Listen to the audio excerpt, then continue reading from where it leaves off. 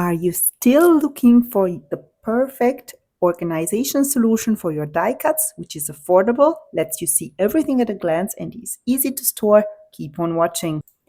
You need A5 protective sheets of 100 microns, magnetic sheets of 0.7 or 0.8 millimeters, 300 GSM cardstock paper, and a trimmer for cutting your paper to size.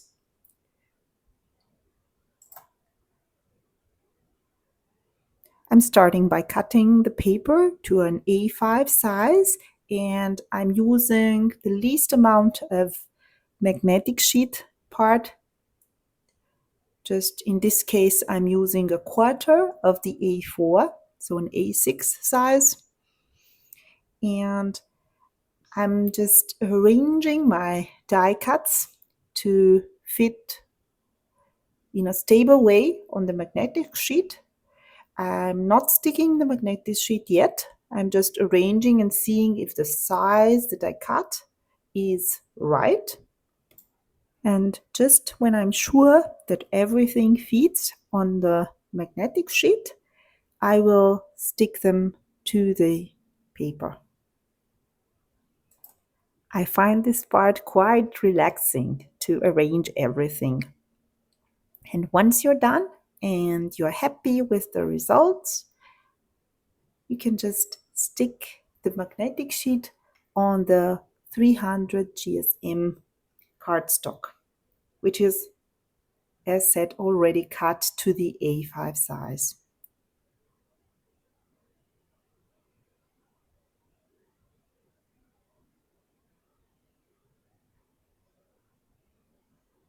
It doesn't need to be centered, it's just the die cuts overall need to be centered on the cardstock.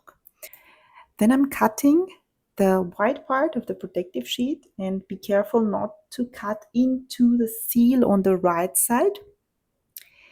And I just slide my cardstock with my magnetic sheet and my die cuts in this pocket. It slides very easily.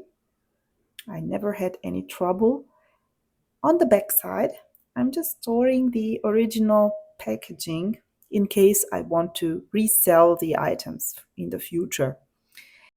I store everything vertically in a box from IKEA I got many years ago, and I sort my die cuts into categories like shapes, borders, and so on. When I need the die cuts, I just grab them from that box.